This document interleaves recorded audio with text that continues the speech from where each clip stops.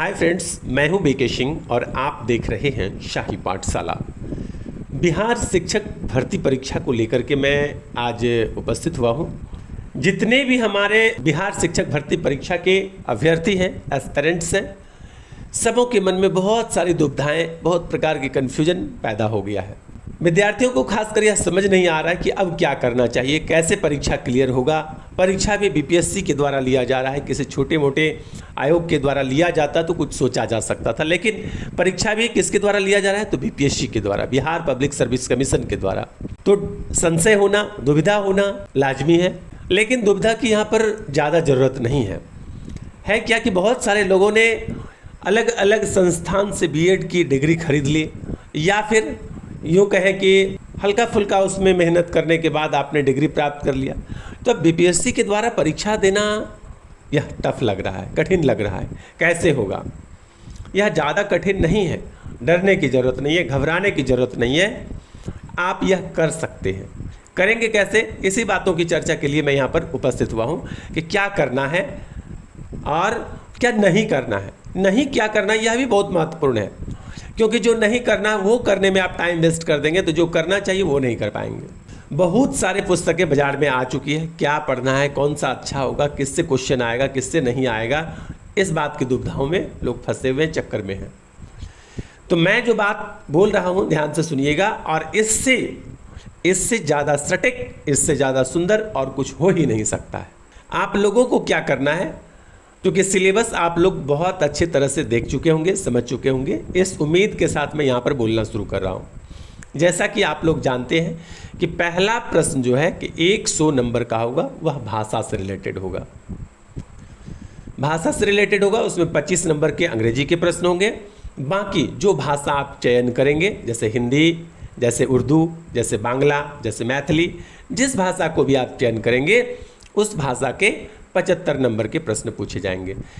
सभी 100 के 100 प्रश्न वस्तुनिष्ठ बहुविकल्पीय प्रकार का होगा, ऑब्जेक्टिव क्वालिटी के होगा। ठीक है, ऑब्जेक्टिव होगा, वस्तुनिष्ठ होगा। उसके बाद दूसरा प्रश्न पत्र जो है वह 1 to 5 के लिए आपका गणित, आपका रीजनिंग, और उसके बाद जो सब्जेक्ट आप पढ़ते हैं साइंस और सोशल साइंस, तो सभी विषय को पढ़ना है।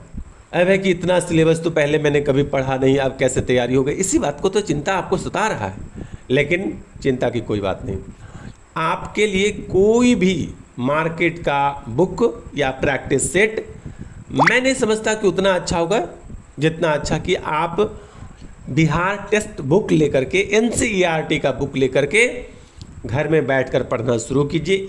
प्रत्येक पुस्तक पर आपका जितना ज़्यादा मेहनत होगा, आपके रिजल्ट होने की संभावना उतनी ही अधिक होगी। तो किसी के बातों पर नहीं, आप खुद के विवेक, खुद के विचार के अनुसार चलना शुरू कीजिए, और एनसीईआरटी का पुस्तक पुराना अथवा नया जो भी आपकी एबिलिटी है उस हिसाब से खरीद कर ले आइए और घर में बैठ करके एक एक लाइन पढ़ना शुरू कीजिए। आपके रिजल्ट की गारंटी इसी बात में है कि आप एनसीईआरटी को नियमित अध्ययन करिए। शाही पाठशाला के माध्यम से मैं आपको एनसीईआरटी का अध्ययन करवाने वाला हूं। यदि आप लोगों में से किसी को एनसीईआरटी का अध्ययन ऑनलाइन करने का मन हो तो आप अभी से चैनल को सब्सक्राइब कर लीजिए। आपको मैं एनसीईआरटी का प्रैक्टिस करवाऊंगा और उसको ऑब्जेक्टिव क्वेश्चंस भी करवाऊंगा।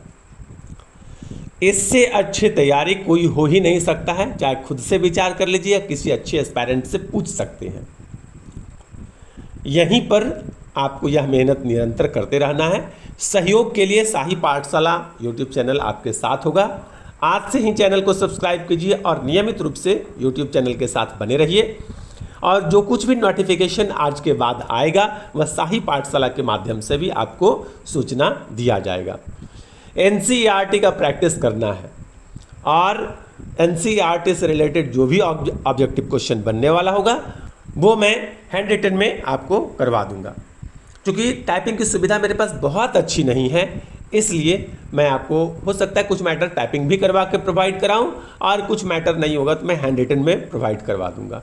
जो भी मैटर आपको यूट्यूब के माध्यम से मैं प्रैक्टिस करवाऊंगा, प्रयास करूंगा कि वो मैटर आपको ऑनलाइन पीडीएफ के रूप में भी सेव करने का ऑप्शन दे दूं, ताकि आप उसका रिवीजन भी यूट्यूब के माध्यम से कर ही लें, साथ ही साथ आप PDF को भी देख देख कर करते रहें।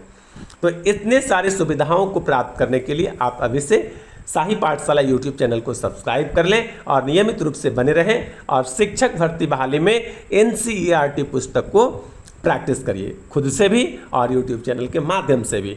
जब आपको फुर्सत हो तो बुक पढ़िए, जब आप किसी काम को कर रहे हो तो आप YouTube चैनल को प्ले करके छोड़ दीजिए, वहाँ पर प्ले होते रहेगा, आप ध्यान से इत्मीनान से सुनते चले जाएं।